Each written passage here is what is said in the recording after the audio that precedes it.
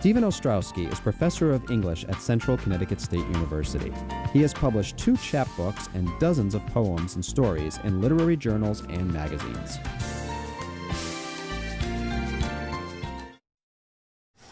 Well, Birds, Boys, God is a chapbook of poems that I published recently with Finishing Line Press, and most of the poems have birds flying through them. Many of the poems have boys in them, and God is kind of hovering around the edge of all of them, I think. I'm going to read a few of them and then maybe talk a little bit about their genesis if it seems interesting enough, or some of the flack I got for them, or whatever it might be, case may be. And then if there are any questions at the end, I'll leave a little time for that. Okay, the first one I would like to read is called The Dammer Twins.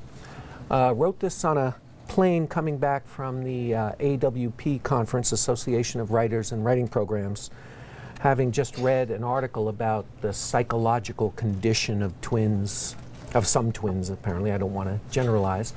And then I tried to think, well, I felt like writing about that. And I thought, well, what twins do I know? And I thought of the twins who lived next door when I was growing up on Staten Island back in the 1960s.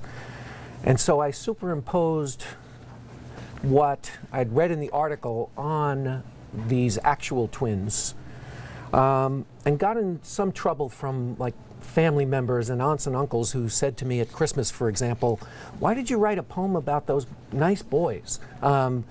Such a discouraging poem about those nice boys." And I tried to explain that the poem was really not about them, that they're just metaphors. I just kind of use them.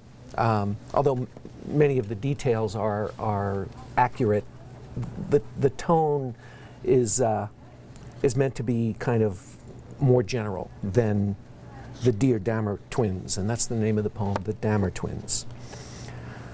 I thought twins were doomed. Richie with his Lutheran globe of blue, Philip with his Lutheran globe of bluer.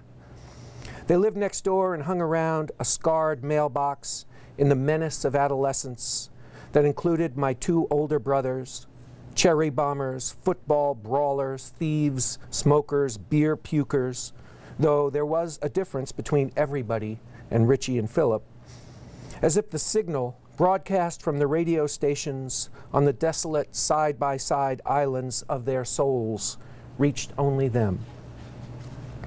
I was 6 or 7 years younger than that mob, comic bookish and brooding, though excellent for my age at smelling sorrow. I could sniff out the twins from 6 blocks away.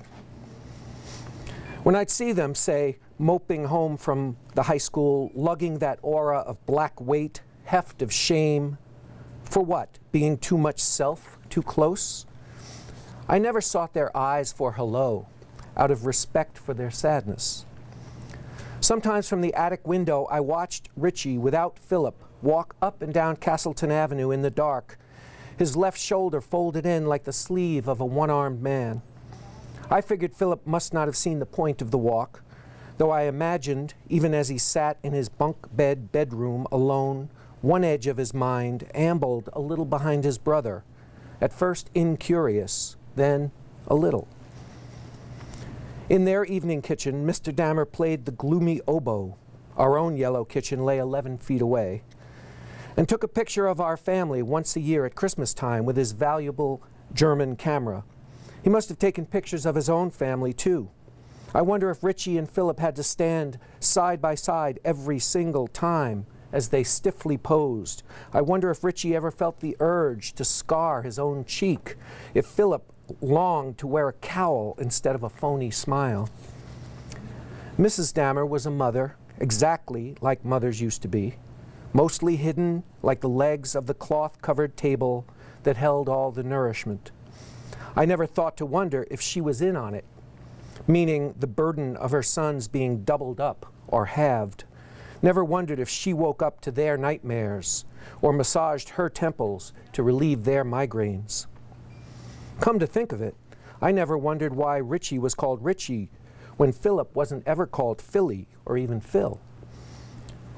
They hadn't crossed my mind for decades, though right now I'm tempted to admit that I myself have many times been staggered by the hard truth in a mirror, and that I've certainly been my own sad twin, and that all this thinking about the Dammers, all this thinking has made me love them, has made me love them.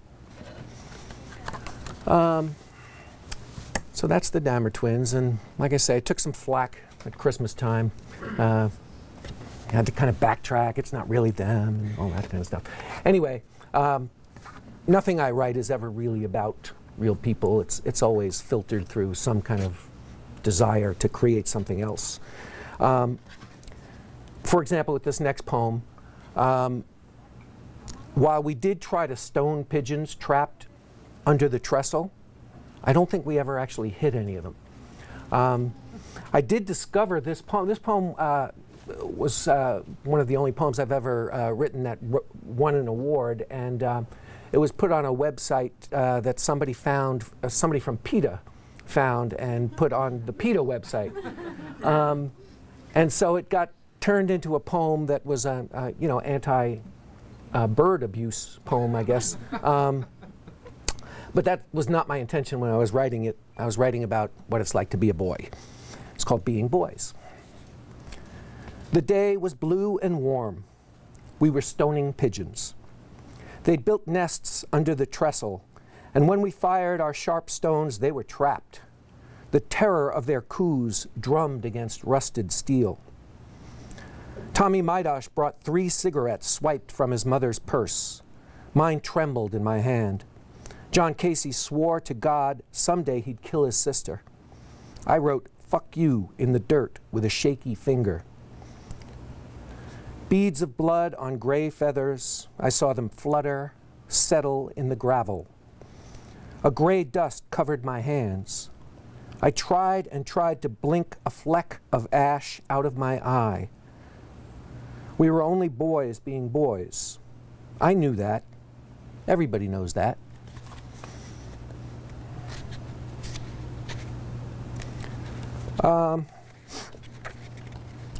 This is called Birds.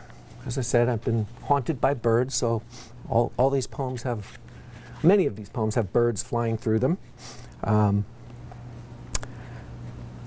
The flock swarmed over the field like a black cape lifted in a gale.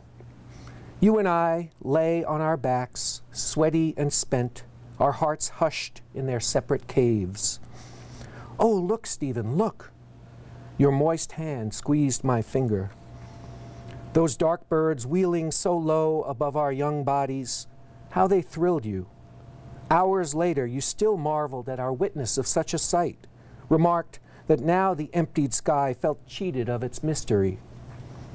Oh, sweetheart, looking back on that vision, I am so sorry I was not more taken.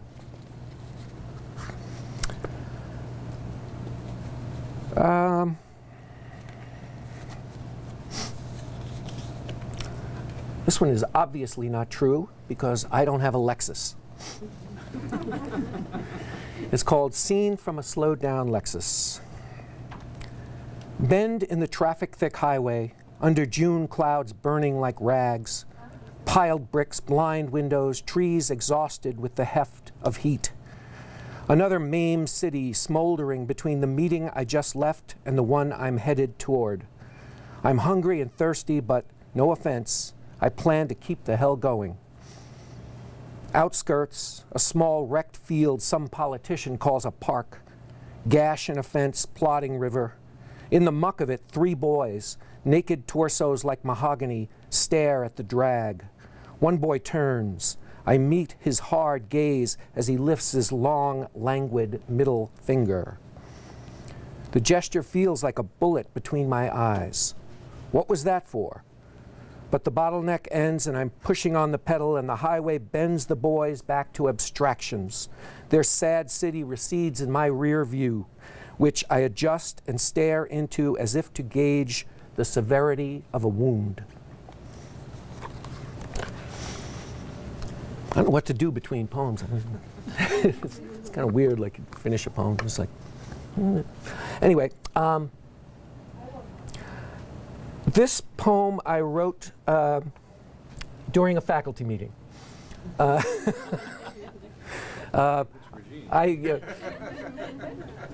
believe it was still the Gelati regime, but there's one later that came during the Cohen regime. So,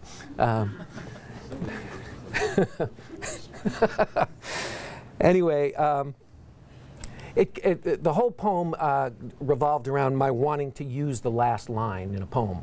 I had no idea what it was going to be about or why, and you'll probably wonder that too after you hear it. Okay, it's called We Held Hands at the Precipice. I'm dedicated to my son Benjamin because he has his first real girlfriend, and when he read this one he said, "That's about a girl, isn't it?" And I said, if you see it that way, then I do. We held hands at the precipice for Benjamin. My failure at mathematics divided me from myself too young. I began to fail at other things, things of skin and sentience. But only one eye wept, and one hand, seeking comfort, dug into an empty pocket. Then came you, with your heart swollen raw as mine, and like mine subtracted by mistakes times mistakes. Sharing a compass and a dog-eared journal marked with how we yearned, we gave no thought to calculus. Off we went like lunatics, like happy zeros, up the steep and glinting switchbacks. See, I wanted that line to be this. Darn, I swallowed it. Up the steep and switching, and I'm going to just leave that one behind and move on to the next poem. Switchbacks, switchbacks, I can say that. This next poem is called Approaching Vegas. I was doing research for a novel I was writing about a cross-country trip I was writing a novel about two grown siblings who were taking their mother across the country to live at a assisted living facility in Arizona that was run by a third sibling. It was all fiction. But I wanted to do some research and drive the roads that they were going to drive, so I drove to Arizona. But I invited my mother to come along with me. This is a poem I wrote. She really wanted to go to Las Vegas, and I didn't really want to go, but you know, she was 78 at the time, and I said, okay, we'll go to Las Vegas. It was kind of a harrowing drive that night to get into Vegas because I hadn't slept in 24 hours and was living on fumes of caffeine. And this is the poem that came from that. Approaching Vegas for Helen. Moonless and late, I was a driving fever. My hands caffeine trembled on the wheel. My eyes stung for rest, but I swore I'd get you there. They stopped us at the Hoover Dam, a caution against terror. Though when we finally crossed, I felt only the threat of the city of sin pulse down from the stars. I'd never been there and had no interest, expected nothing but neon teeth chewing real money. You were wide awake, a glint like new coins in your old eyes, talking like a girl about wonders upon wonders. We went, saw, had a few laughs, obscene buffets, wild cherry, cacophony, glum and roarless white tigers. I wish we were still driving.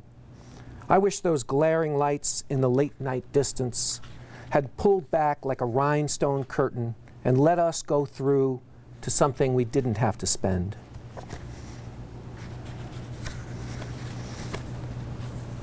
This is Ash Wednesday.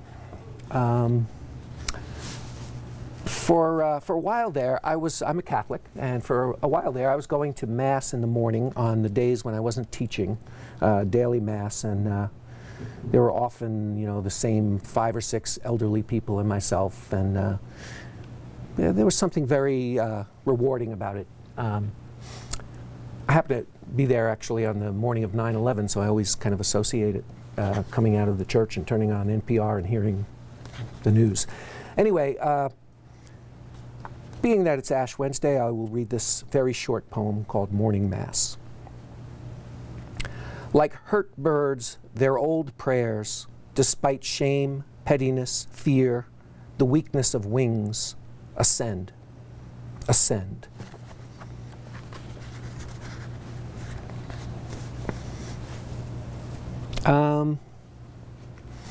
This was the other poem I wrote during a faculty meeting. It was kind of like a daydream. I have no idea what it even means, but I don't know. I kind of like this one. Nobody else I know who I've asked to read it likes it. So there, I'm just going to read it anyway. It's called Only. We boated, each alone, heart toward heart. The crushed black sky sang its sadness to the still river. When a white crow lit on a drifting bone, we grew repentant as prodigals. How nothing makes sense in solitude so vast. We dove, swam inside ourselves, swam out, grew translucent as waves, swam gasping, heart toward heart. This next poem is dedicated to my young son, Dev. We adopted him in 2006 from Haiti. And he's growing up to be a wonderful kid whom we all love very much. Our whole kind of town of East Lyme has adopted him in a way. He could run for mayor and win. But where he came from was pretty grim. And we visited him 3 or 4 times before we were actually able to bring him home. And this was, I wrote this after one of those visits. It's called Soccer Game in the Tiny Courtyard of the Haiti Children's Rescue Mission, January 2005. The title is actually longer than the poem. Threadbare, half-inflated ball, concrete courtyard, all angles and rubble, too small for so many embodied souls. Moon-eyed tykes wander oblivious, jostled, kicked by older, scarred, untakeable ones who play without hope and savage finesse. And this one I wrote after the earthquake in Haiti. It's called Afterwards, for the people of Haiti. I hear sirens, dream sirens. The melody, dare I say it, is guilty sweet. There are no sirens there. My parents adopted me by making love in a September bedroom. Where are you from? Who's looking after you? No answer. This struck me. So many collaborated on drawing the map, and now they're trying to make their way home by heart. Some found the aftershocks worse than the shock itself, because that's when you start thinking again. And once they've got water, they'll need music. Staring at the nightscape rubble through this high-definition screen, I want to reach in, want to hold your dust-caked hand, even when the camera goes away, until I'm sure you're saved. You see, the people who have left me have never left me just once. And I'm going to read one more. And this is called Look Up. And it's the last appearance of the birds. A violence of crows disturbs the sky. Pierced by sun rays, they shine white as doves. On a porch, a man glances up, kisses his wife, drives off to overlook a vow. The planet announces the bad news. It's shaking 100,000 more to death. Though a mile off the interstate, happiness furls like starlings through a buzzing schoolyard. The vast heartbeat of black wings, innocence trembling like a cocktail on a fence. Thank you.